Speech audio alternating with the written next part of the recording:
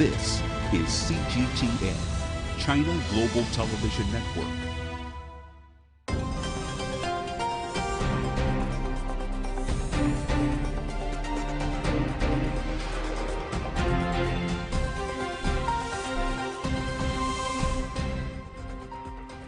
Huawei's plans to open a £400 million R&D center near Cambridge University runs into US opposition. But why is the US commenting a British local decision? And as infection continue to rise, the race is on around the world for the first COVID-19 vaccine. Is this good news, or are we moving too fast to guarantee safety? Welcome to The Point, an opinion show coming to you live from Beijing. I'm Liuxin.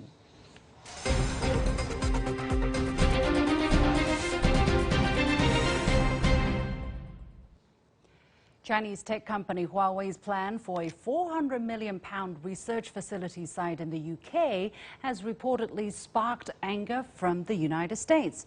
The project would create 350 new full-time jobs and is located in a village near Cambridge University. But as the village is slated to vote on the plan this Thursday, a senior US official has urged the UK to put quote, aggressive tactics of the Chinese Communist Party, unquote, in perspective. The village council vowed to make a decision based entirely on consideration of the center's planning merits, such as whether villagers can still walk their dogs in peace and quiet. So what's at stake for Huawei? Why is the US putting pressure on a UK village over an R&D center?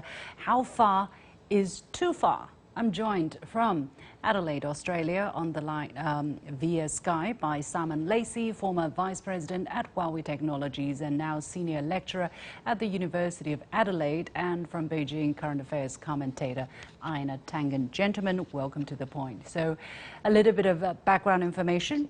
So Huawei bought this 550-acre plot in 2018, and last summer the company submitted a plan application to the local village.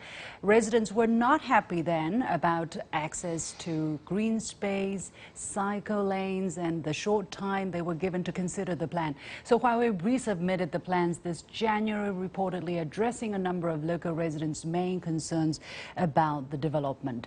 So Simon, first and foremost, how important is this new site to Huawei? What will be the consideration for Huawei to build such a center in the UK and near the Cambridge University?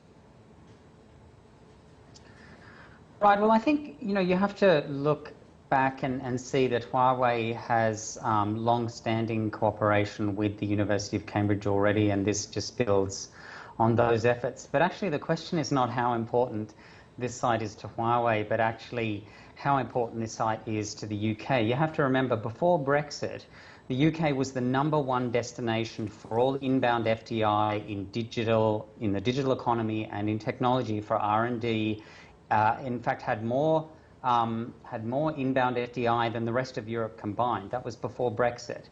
Now, a lot of that R&D FDI is going to Germany, and the UK actually wants to prove that it's still open for business and that it can still attract R&D from the world's most innovative companies. So I think the question is really how important this is to the UK. Right. Well, from Huawei's perspective, we know that Huawei has R&D centers all over the world. What is their approach by building these joint research facilities? Is there anything potentially sinister behind this approach, like, some people have been questioning?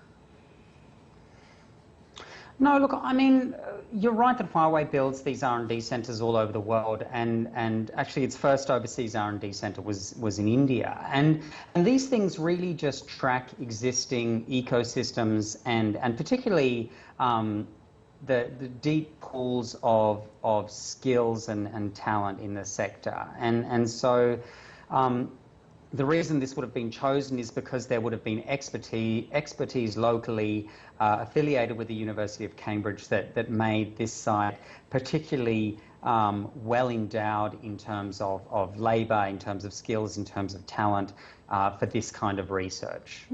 Well, according to the Times article published on Tuesday, Keith Cratch, U.S. Undersecretary for Economic Growth, Energy and Environment accused Huawei of being an extension of the Chinese government, although this is a private company, and urged the UK to put the whole thing in perspective.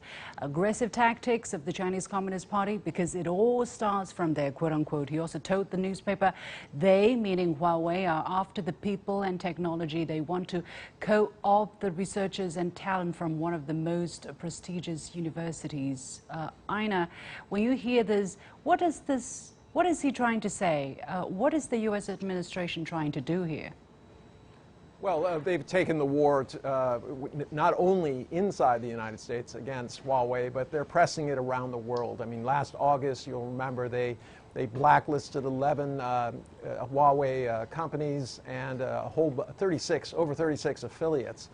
This is part of this kind of all-pressure campaign, but at this point, it's just an issue that can be raised to cause outrage, to make it look like China is somehow seizing the advantage against the United States.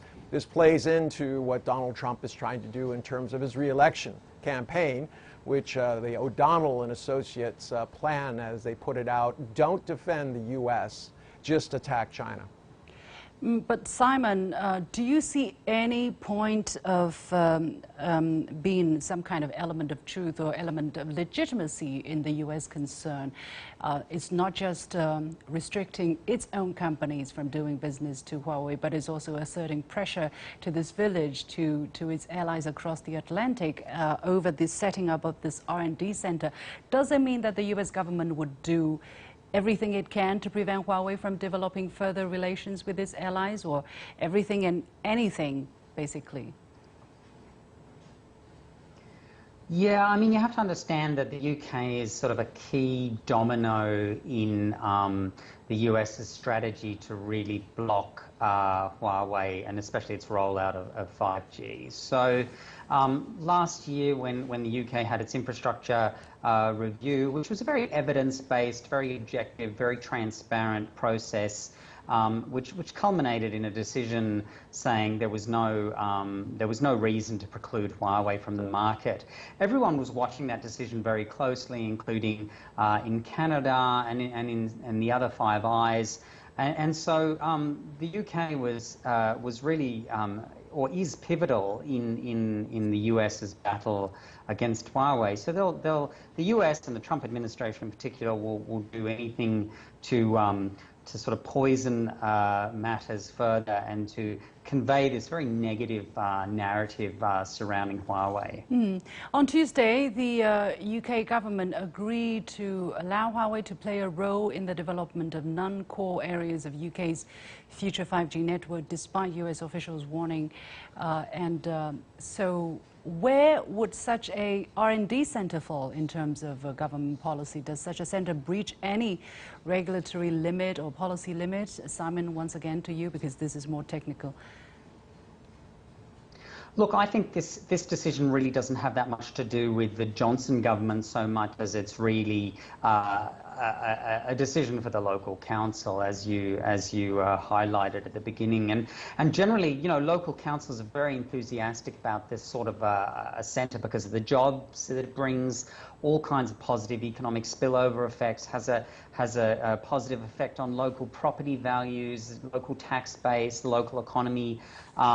So these sort of things are usually very much welcomed by the local government. I think in terms of, you know, where this fits into the overall decision on 5G, look, that's really anybody's guess now. As I said, last year we had this very objective, transparent, evidence-based review, and now it's really just a political fight between very hardcore reactionary right-wing elements of the Conservative Party and more moderate elements such as Boris Johnson, and it's really all about how Boris Johnson holds on to power and how this question of how to deal with Huawei fits into that equation.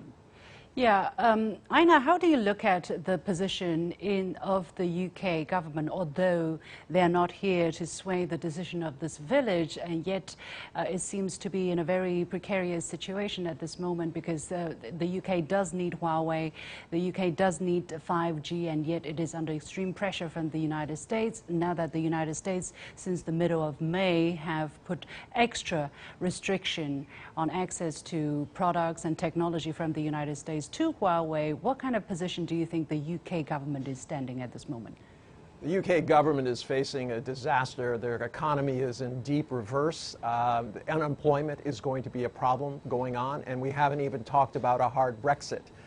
Jobs are scarce and hard to come by, so there's no way that the British government is going to even exert any pressure on this, and they couldn't. I chaired a zoning committee with this kind of subject would come up, and I can tell you we didn't really care what the state or the federal government said.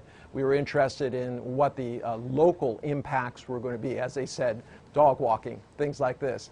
So at this point, Britain is in a tough position. They want to continue trade with China. They know that any attempt to attack Huawei directly would be a lightning rod and for reaction by Beijing. So they're treading carefully. Mm-hmm.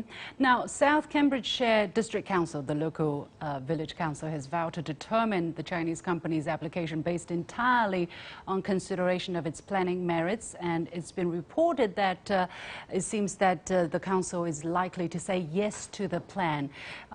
So, Simon, the local concerns were really for the site access to green space, cycle lanes, as I said, or traffic issues when the area gets busy. Do you foresee a rational decision being made? If not, what would it be? What kind of impact will it have on the operations of Huawei? Yeah, look, I can foresee that a rational decision will be made.